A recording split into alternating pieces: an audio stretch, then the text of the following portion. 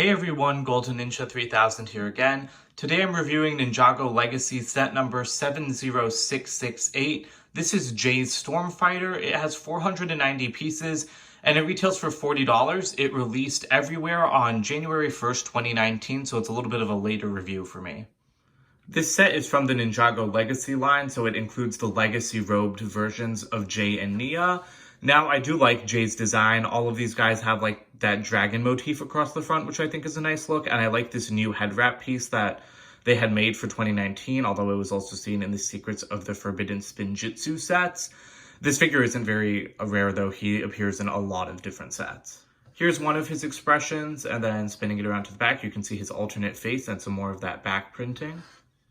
Here's Nia. I think that she's my favorite of the Legacy Ninja because she's never really had a truly matching outfit with them. She only became a ninja in like season 5, which was in 2015. And she didn't really use this dark red and medium azure color scheme for long.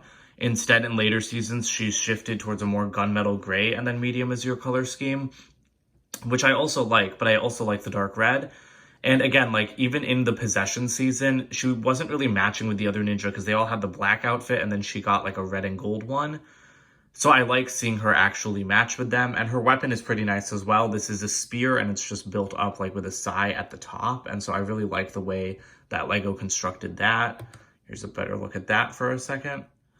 And there you can see one of her faces, and she does have an alternate face on the back.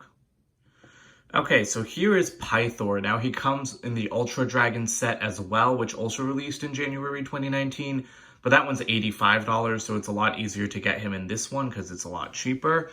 Now I'm just going to get this weapon out of the way. I think it's supposed to be a version of his snake staff, like his Anacondrae staff, but I don't love the way it's built up, and I also don't like that lime green in there. But the figure itself is really, really awesome. They've used this open mouth head mold since 2012, which I do think kind of sucks because in 2012 it was fine. Getting white Pythors like this was okay, but I've always wanted a head mold where his neck is like sticking up and his mouth is closed because he's so much bigger than normal minifigures, but you don't get that feeling because like all of his height is just coiled up here in the neck. So I really wish that, like, this is now the 5th Pythor minifigure or the 4th Pythor minifigure that Lego's made. So I really wish that they would make a new head mold for him, because when I thought they were just going to do one version of him in 2012, I understood, but now I'm like kind of annoyed. I love the printing on the top of the head though, like with those gold detailings and then that little like gem set inside. With his head mold removed, you can see the print on the body a little bit better. And spinning it around to the back, this is the same tailpiece that they've been using for the snakes since the Rise of the Snakes season in 2012. And so that's a really classic piece to me, and I love seeing it return. And our last minifigure is Lasha. This one's pretty nice, you know, same kind of remake of a figure from 2012. There's not much difference, but honestly, it's just cool to see these guys back. That's what I really like about the Legacy theme, is how they bring everything back. It's the same mold and everything from 2012.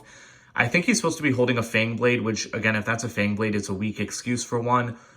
It might supposed to be the Venomari one because because it's got a lime green stud. But again, if they're gonna make something so similar to a Fang Blade, like, why not just make a Fang Blade and like make them collectible? So I don't really understand that. There's a better look at the face print with the headpiece removed. You can see he's missing an eye. It's a pretty creepy face, and he does not have an alternate expression. There's only one build besides the Stormfighter in this set, and that's this little like snake shrine to hold the Nunchucks of Lightning. Again, doesn't really make sense because the Nunchucks of Lightning were not like a factor in Rise of the Snakes. They were all like about the skeleton season, so I don't know why a snake shrine would be holding them. But I love getting these snake head pieces in purple. Those are really great additions. And the Nunchucks of Lightning, their updated build for Legacy, it is really great because they're using that new dragon hilt like headpiece. And I really like that piece. Here's the Stormfighter itself. I never owned the original from 2012. I know this one is like a little bit bigger, but I'm not sure exactly how much bigger. The last one was a $30 set. This one is $40. But I really, really loved the design of this thing. I just think there are so many little cool details. Like, you've got the lightning bolts next to the cockpit. I think that that's a great feature. You've got these little wing tips on the ends that can actually adjust, so that can really change up the look of the craft. They don't really go up as much, mostly only down. But it's still a cute little thing that you can use to adjust it. But my favorite detail on this set are the use of the spinner crowns. Like, That's incredible. That was a piece from 2012 that was, again, made for the original spinners, and they work perfectly to frame these little printed, like, turbine pieces. So I really love LEGO bringing that piece back and still using it in this theme. All the other decoration except the stuff in the cockpit is done with stickers. So all of these are stickers. These little engine pods with the fins, those are stickers. There are these little flaps by the cockpit that LEGO tells you to like position upwards. Don't really know why. That's probably my least favorite area of the ship because I think it would look more aerodynamic if these were like folded down. But yeah, that's pretty much it for like our overview at the ship. We can start getting into the main feature now because I bet you're wondering what's going on in the middle and then with all of this string here. So the main feature of this set is activated by pulling forward on this button. You can see those stickers are telling you to pull it forward and then lock it into place. So the way that that works is you just pull it like this, and then the wings fly out and you get those blades coming out. So that's really great, again, just from the show.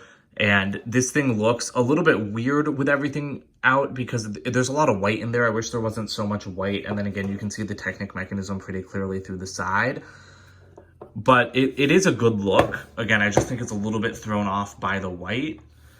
The other thing that I don't love as much about this blade feature is it uses these newer, thicker blades. The one from 2012 used thinner blades and it used 3 of them. So it looked more like different kind of wings coming out rather than just like some swords sticking out.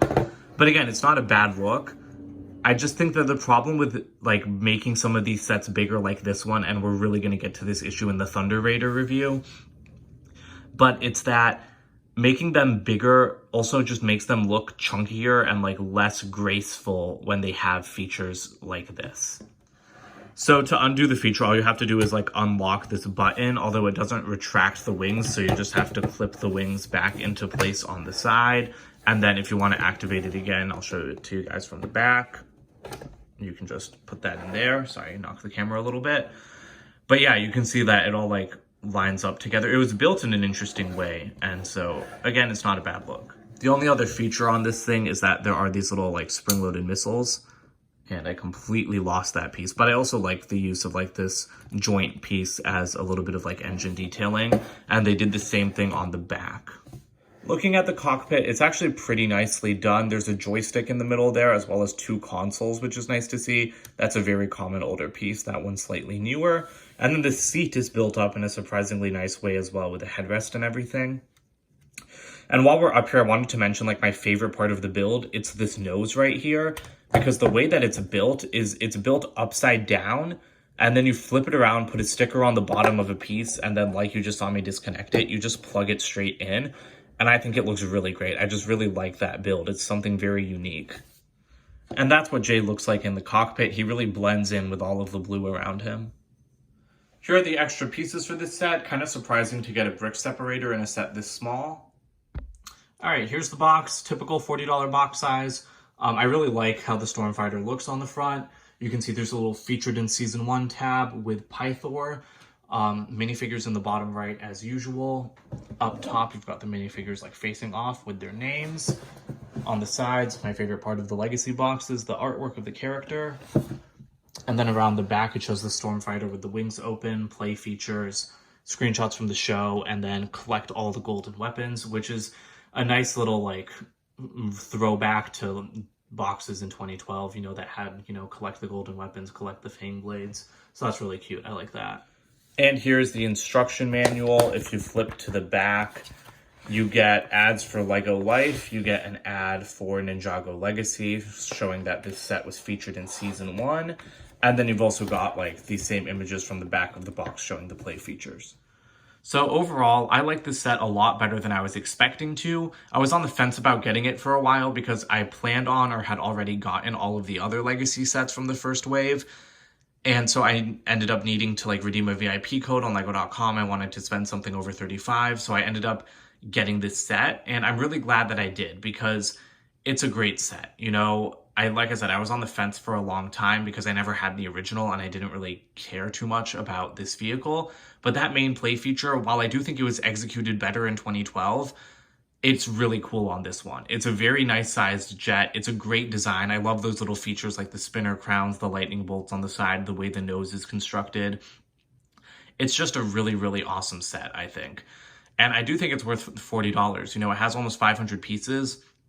50 would have been way too expensive, but $40 seems about right to me. And again, it's a great way to get Pythor. He was only available, like the cheapest set he was available in before this was like the $80 Ultrasonic Raider in 2012, or maybe like the Ninja DBX from 2015, although that was like him in his like white, like bleached version. So yeah, if you like Ninjago Season 1 and if you like Jay, I don't really think there's a reason to not get this set. So that's it for today. Please comment, like, and subscribe, and I'll see you guys with more videos soon. Bye for now.